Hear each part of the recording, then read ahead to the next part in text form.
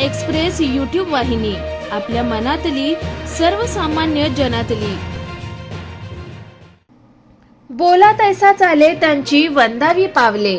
मराठी माणसाच्या न्याय हक्कासाठी पेटून उठत हिंदुत्वाची पताका फडकवत ठेवणारा बुलंद आवाज म्हणजे शिवसेना प्रमुख, हिंदू हृदय सम्राट दिवंगत बाळासाहेब ठाकरे यांचा 17 नोव्हेंबर या पुण्यस्मरण दिनानिमित्त साप्ताहिक बोधामृत आणि बोधामृत न्यूज एक्सप्रेस तर्फे विनम्र अभिवादन.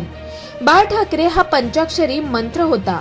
साहेबांच्या रोखठोक विधानामुळे ते नेहमीच चर्चेत असायचे.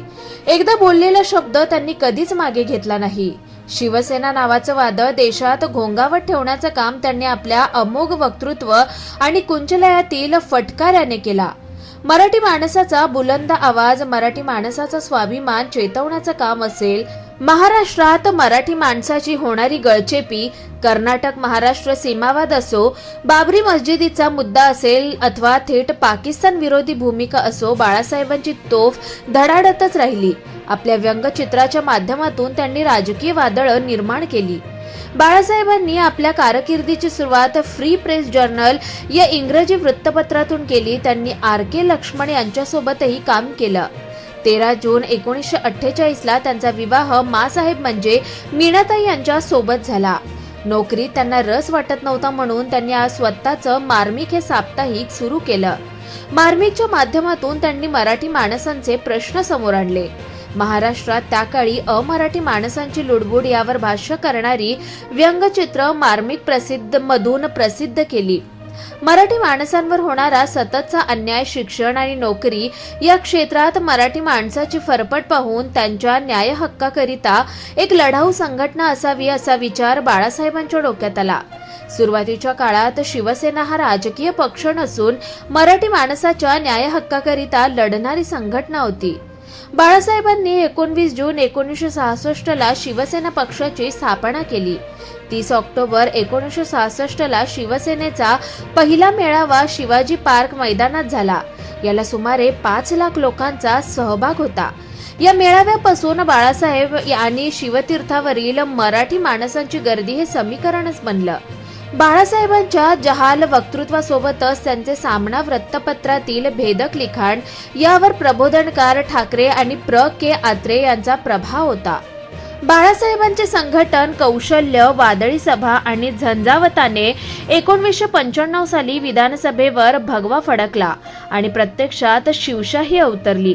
झुणका केंद्राची योजना, वृद्धाश्रमाची साखळी, वृद्धांना सवलती, झोपडपट्टी वासियांना मोफत घरं, मुंबई पुणे एक्सप्रेस वे, मुंबईतील उड्डाणपूल, बॉम्बेचे नामकरण, मुंबई या संकल्पना बाळासाहेबांची होती.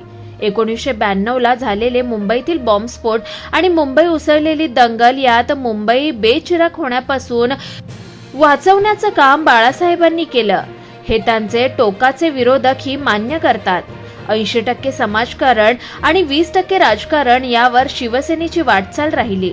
आशिया खंडात शिवसेना हा एकमेव पक्ष आहे ज्याची शाखा गल्लीबोळात पसरली आणि त्या शाखेतील काम हे गरजू सामान्यांकरिता एक समांतर न्याय मंदिर म्हणून ख्याती आहे. देशात कुठेही आपत्कालीन परिस्थिती आली की पहिले मदतीला शिवसेना पुढे दिसायची.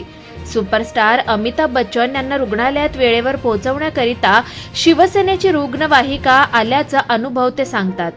मुंबईमधील बॉलिवूडला माफियांपासून संरक्षण देण्याचं कामही बाळासाहेबांनी केलं. मराठी चित्रपटांना मुंबईमध्ये प्राईम टाइमला थिएटर बाळासाहेबांच्या दरारा असल्यानेच मिळण्यास सुरुवात झाली. पाकिस्तानच्या दहशतवादी कारवाया थांबत नाहीत तोपर्यंत भारताने त्यांच्याशी कोणताही संबंध ठेवू नये हा प्रखर राष्ट्रवादी भूमिका बाळासाहेबांची होती. ते कट्टर हिंदुत्ववादी होते, मात्र धर्मवेड्या जिहाद डोक्यात घेऊन जगणाऱ्या केवळ त्याच मुस्लिमांविरोधात होते. देशप्रेमी मुस्लिमांचा त्यांनी नेहमीच सन्मान केला. त्यांनी पक्षात पद देताना कधीच जातीपातीचं राजकारण केलं नाही. त्यामुळे साबीर शेख सारख्या मुस्लिम कट्टर शिवसैनिकाला मंत्रीपद दिलं. त्यांनी कोणतेही पद देताना जात पाहिले नाही, केवळ त्यांचं कर्तृत्व आणि पक्षनिष्ठेला महत्त्व दिलं. बाळासाहेबांचे हिंदुत्व हे शेंडी जाणव्याचे व मंदिरात घंटा बडवणाऱ्याचे नव्हते, तर त्यात राष्ट्रीयत्वाचा व्यापक विचार असायचा. बाबासाहेब आंबेडकर यांच्या थॉट्स ऑन पाकिस्तान या पुस्तकातील बाबासाहेबांच्या फाळणी दरम्यानचे विचार याचा उपापोह जाहीर भाषणात करायचे. बाबासाहेब आंबेडकर यांच्या संयुक्त महाराष्ट्र चळवळीतलं योगदान आणि बाबासाहेबांनी घटनेत नमूद केलेले प्रादेशिक अस्मिताबाबत जाहीर कौतुक करत असत. देशाचं संविधान एका मराठी माणसाने लिहिलंय याचा त्यांना रास्त अभिमान असायचा. शिवशक्ती आणि भीमशक्ती एकत्र यायला हवी याकरिता ते नेहमी साथ घालायचे. बाबासाहेबांचे पुत्र भैयासाहेब आंबेडकर यांच्यासोबत त्यांचे मैत्रीपूर्ण संबंध होते. मराठी तितुका मिळावा, महाराष्ट्र धर्म वाढवावा हा विचार त्यांनी पेरला. मराठी अस्मिता यापुढे त्यांनी सत्तेला लाथ मारली. मराठी राष्ट्रपती म्हणून प्रतिभाताई पाटील या काँग्रेसच्या उमेदवार होत्या. त्यांना जाहीर पाठिंबा देताना त्यांनी आपला सर्वात जुना मित्रपक्ष भाजपाचा विरोध स्वीकारला. देशाचा पंतप्रधान एक मराठी व्यक्ती असावा याकरिता देशाच्या राजकारणात त्यांचा विरोधी पक्षातील मराठी नेत्यांना पाठिंबा असायचा. यात शरद पवार यांना नेहमीच त्यांचा देशाच्या राजकारणात सॉफ्ट कॉर्नर राहिला. त्यांनी आपल्या संपूर्ण हयातीत आपल्या वक्तव्यापासून घुमजाव केला नाही. जे बोललो ते बोललो असा करारी स्वभाव त्यांचा होता. मुंबईसारखे आंतरराष्ट्रीय पातळीचे शहर हे नेहमी गजबजलेलं कधीही न थांबणार आहे. ती मुंबई 17 नोव्हेंबर 2012 साली या महापुरुषाच्या निधनाने शांत आणि स्तब्ध झाली. जागतिक पातळीवर त्यांच्या निधनाची दखल घेतली गेली. त्यांच्या अंत्ययात्रेला देशातील राजकीय, क्रीडा, उद्योग क्षेत्र, मराठी, हिंदी फिल्मसृष्टीमधील सर्व दिग्गज उपस्थित होते. या देशाने बाबासाहेब आंबेडकर यांच्या अंत्ययात्रेनंतर दुसऱ्यांदा बाळासाहेबांच्या अंत्ययात्रेला लाखोंची गर्दी पाहिली, ज्यात सर्वसामान्यांच्या डोळ्यात अश्रू होते. यातच बाळासाहेबांचे महात्म्य, लोकप्रियता दिसून येते.